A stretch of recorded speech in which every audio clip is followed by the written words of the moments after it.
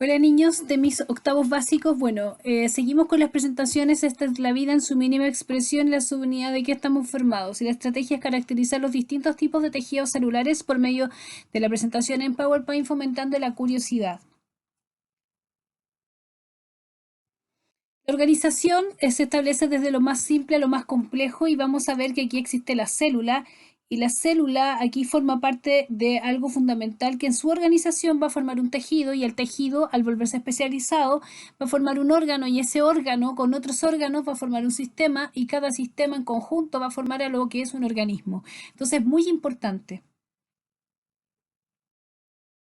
Tejidos humanos y dentro de ellos vamos a encontrar al tejido nervioso, al tejido adiposo, al tejido conectivo, epitelial, tejido muscular, etcétera. Aquí están todos para que tú los veas. Hay muchos, pero nosotros nos vamos a enfocar en 4 para que están en tu libro de clase. Tenemos el tejido conectivo y el tejido conectivo es altamente especializado y entre ellos podemos ver el tejido adiposo que tiene células llamadas adipocitos, al cartilaginoso que tiene células llamadas condrocitos, al óseo que tiene células llamadas osteocitos, el sanguíneo que tiene glóbulos rojos, glóbulos blancos y plaquetas, etc. Entonces aquí podemos ver una gama de tejidos que están y que son muy importantes. Los tejidos que vamos a ver son el tejido sanguíneo, el tejido cartilaginoso, el tejido óseo.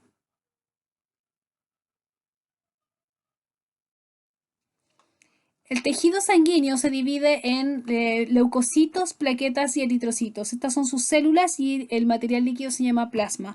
Los eritrocitos están encargados del intercambio gaseoso, las plaquetas de coagular la sangre y los leucocitos o glóbulos blancos en defender a nuestro organismo.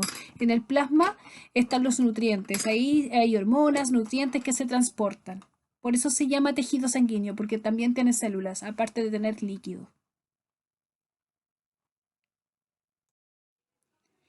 En el tejido cartilaginoso vamos a tener una estructura que se llama cartílago. Este cartílago está constituido por células que hace pocito que se llaman condrocitos y que es súper importante porque revisten a los huesos, haciendo posible que las uniones de los huesos puedan estar revestidas y así poder hacer el movimiento, si no chocarían hueso por hueso. Los cartílagos son súper importantes para el sostén de los huesos y el movimiento.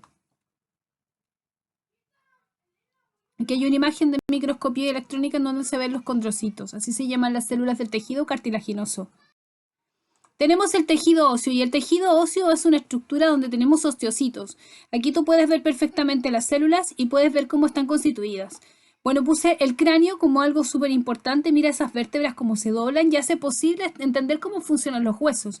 Los huesos, a pesar de que son rígidos, se unen entre ellos y pueden ser flexibles entre ellos mismos, como pasa aquí en estas vértebras de acá.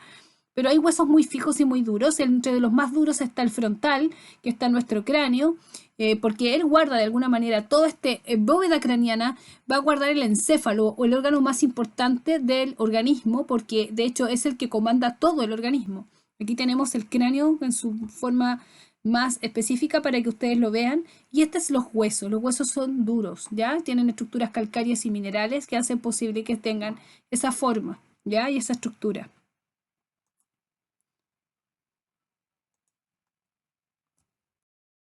Tenemos los tejidos epiteliales y el tejido epitelial se va a dividir en dos, en lo que es el tejido epitelio de revestimiento y el tejido epitelio glandular. Un tejido de revestimiento, aquí hay un ejemplo, la imagen de cervix uterino, esta es la capa basal altamente celular y de la transformación de las células poligolanes, las intermedias, hasta la superficie escamosa. Súper importante porque mira, fíjate bien cómo van cambiando y está revistiendo el cervix del útero femenino. Van tan revestimiento este órgano y hace posible que esté protegido. Tenemos también epitelio glandular, que son células que están en, por ejemplo, en el estómago. Cada una de estas células son capaces de emitir jugos gástricos sobre el quimo. Les produce el propio estómago y aunque la tasa que secretan depende del régimen de alimentación, podemos ver que estas células pueden secretar o se actúan como verdaderas microglándulas, entonces son súper importantes. Acuérdate que los jugos gástricos son tan ácidos como el limón o tan ácidos como la Coca-Cola. El tejido nervioso. El tejido nervioso se divide en dos, en neuronas y neuroglias. ¿Ya? Las neuronas son como las reinas, las neuronas son las células del sistema nervioso. De alguna manera forman parte de algo que es súper importante. Ellas son las encargadas de llevar la información del medio hacia el sistema y de nuestro sistema al medio. Es decir, ellas nos hacen conscientes de nuestra realidad. Es el que de alguna manera sentimos todo gracias a eso. Las neuronas están en todas partes. De hecho, tú debes sentir desde la punta del dedo de tu pie hasta tu oreja. Todo tu cuerpo debe sentir. Si no se sienten es porque hay problemas. De alguna manera, todos los terminales nerviosos llevan a todas partes. Estamos hablando de billones de neuronas que están en nuestro organismo y nos ayudan a tener una relación con el medio, porque gracias a ellas estamos conscientes de nosotros y de lo que está pasando a nuestro alrededor. Ahora, las neuronas lo que hacen son sinapsis y aquí podemos ver una imagen en donde están haciendo sinapsis y comunicación entre las neuronas. Y aquí está la imagen tridimensional para que la veas. ¿Ya? Las neuronas entonces se encuentran en los tejidos y aquí tenemos un ejemplo que es el encéfalo. El encéfalo está constituido por tejido nervioso, corteza cerebral, etc. Aquí están los lóbulos y cada uno de ellas son conglomeraciones de células que hacen posible de alguna manera la comunicación. Por ejemplo, el lóbulo frontal es en donde nosotros pensamos, analizamos, fabricamos, etc. Están los lóbulos parietales, occipital, que nos permiten ver y también tenemos lo que es el cerebelo. Un órgano esencial para el equilibrio y también para el desarrollo motor.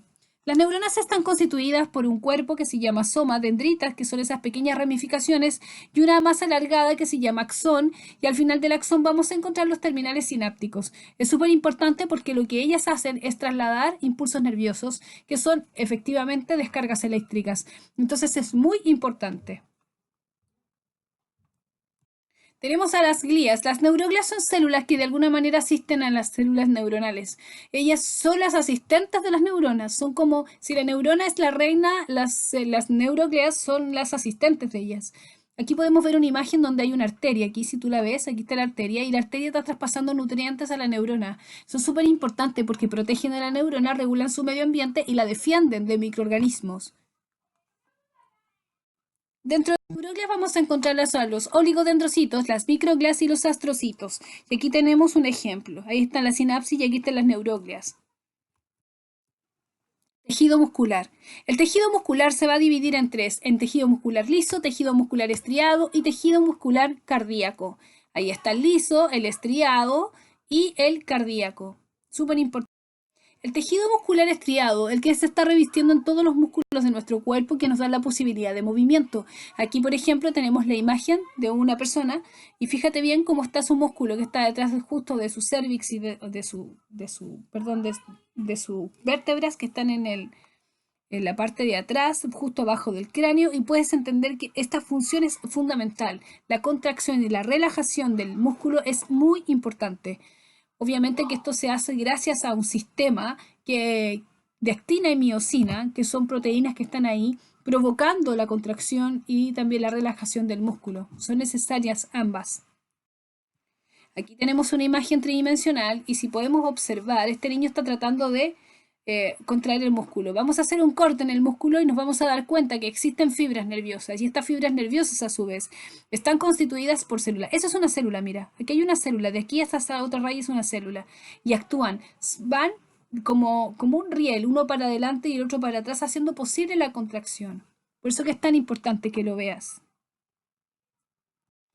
Aquí tenemos el tejido muscular liso. El tejido muscular liso es el que está generalmente en los órganos. Entre ellos están, por ejemplo, el ojo. El mover el ojo significa que tenemos músculos oculares. Los vasos sanguíneos, cuando se dilatan o se contraen, también tienen tejido muscular liso. El tracto respiratorio, el esófago, para poder bajar el alimento, también está revestido de músculos, por eso hace los movimientos peristálticos. El tubo digestivo, cuando se mueve, también forma parte del sistema y también necesita moverse, por lo tanto, ahí también hay músculos, etcétera. Tejido muscular cardíaco, uno de los más impresionantes. Como les decía en clases, es súper importante que entiendan que este corazón, que es un músculo hueco, tiene que tener la capacidad de lanzar casi 6 litros de sangre cada vez que va a latir. Imagínense, y los 6 litros de sangre a un cuerpo que es casi 100 veces más grande que él. Si tú consideras que el corazón es del porte de tu puño, es increíble la fuerza que tiene. Pero mira cómo es el tejido cardíaco. Está constituido por células musculares cardíacas y ahí están varios núcleos y fíjate bien ahí cómo está el pericardio, que es la parte más de afuera, el miocardio que está al medio y el endocardio que revierte adentro. Es súper interesante ver que este músculo es fundamental para la vida y tiene una gran fuerza dentro del sistema. Bueno, ¿de dónde salen las células? Aunque tú no lo creas, cuando de alguna manera se produce la fecundación, el ovocito y el espermatozoide tienen que juntarse. Una vez que se juntan, forman un cigoto y ese cigoto comienza a dividirse en mórula, muchas células del mismo tamaño. Pero estas células hasta aquí son totipotenciales. Cuando este embrioncito pasa a ser trofoblasto, vemos acá, va a constituir 3 células o 3 tejidos germinales, que son conglomeraciones de células. Pero esas células se dividen en la función que tienen, en ectodermo, en mesodermo y endodermo. El ectodermo es la capa germinal más externa y esta capa de origen al sistema nervioso, vía respiratoria, tracto digestivo, epidermis, etc. El mesodermo es la parte intermedia y está entre el ecto y el mesodermo y lo que hace es formar parte del tejido óseo muscular, conjuntivo y cartilaginoso. Tenemos además al endodermo, la capa germinal más interna, la cual da origen al sistema digestivo. En el tejido de las plantas, el tejido es diferente porque estamos hablando de tejidos que están formados por células eucariontes vegetales, las cuales constituyen la base de lo que son las plantas y como te darás cuenta, existen tejidos dentro de las plantas. Entre ellos está el tejido epidérmico, que es la parte protectora, y acá está el tejido del parénquima, que es la parte fundamental fotosintética, en donde están la mayoría de las células que tienen muchos cloroplastos, y tenemos el meristemo, en donde es la parte donde crece la planta, donde tenemos el desarrollo, por ejemplo, de lo que son las patillas que le dicen las señoras, donde nacen de alguna manera las yemas laterales que comienzan a nacer. Bueno, ahí tenemos también el suber, que es el tallos, que es como el conducto por donde tiene una función protectora, que es como la cáscara, es como el tronco, por así decirlo. Y el tejido conductor, en donde está el floema y el xilema, que hace posible obtener agua y nutrientes del suelo, y también al revés. Entonces, muy importante esta parte de las plantas. Como en esta diapositiva vemos al xilema y el floema, y en el xilema vemos aquí cómo va en una sola dirección para llevar lo que son agua y minerales. Y aquí no hay paredes entre las células, son verdaderos conductos, son como canales que tienen tubos que están ahí para poder llevar a un lugar donde corresponde agua y minerales. Y el floema transporta agua y alimento, que son nutrientes, ¿ya? Y también tienen perforaciones, que son las que estaban anteriormente mostradas, en donde pueden de alguna manera transportar en ambos sentidos. En el floema es ambos sentidos y en el xilema es en un solo sentido, que generalmente va desde las raíces hasta las hojas. Ya. En los estomas nosotros vamos a encontrar que son una estructura que están al reverso de la hoja y que de alguna manera son específicamente orificios en donde que se abren y se cierran y están constituidos específicamente por células oclusivas. Es súper importante porque de ahí sale agua y también oxígeno, pero también se incorpora CO2 cuando la planta necesita CO2 para poder hacer fotosíntesis. Entonces es súper importante. Si tú te das cuenta, en esta diapositiva nosotros podemos ver a los estomas que están constituidos por 2 células. Mira acá, ahí tienen su núcleo, pero también tienen cloroplasto. Y te das cuenta, ambas dos van a formar lo que se llama el estoma. Y ese orificio es el estoma, si te das cuenta, que se abre y se cierra según lo que necesita la planta. Por ejemplo, si la planta necesita incorporar CO2, se va a abrir, y si necesita sacar oxígeno, también se va a abrir. Pero se va a cerrar, por ejemplo, cuando yo no le ponga agua a la planta, porque la planta no puede permitir que se escape agua por ahí. Entonces es súper importante porque de alguna manera regula la incorporación de CO2 y también la liberación de oxígeno. Estos son los estomas y están en la parte de atrás de la hojita. Bueno, niños, esta ha sido mi presentación. Recuerda realizar tus guías que ya están en la plataforma. Ya saben, cualquier duda me escriben a cebriones@mariainmaculada.cl.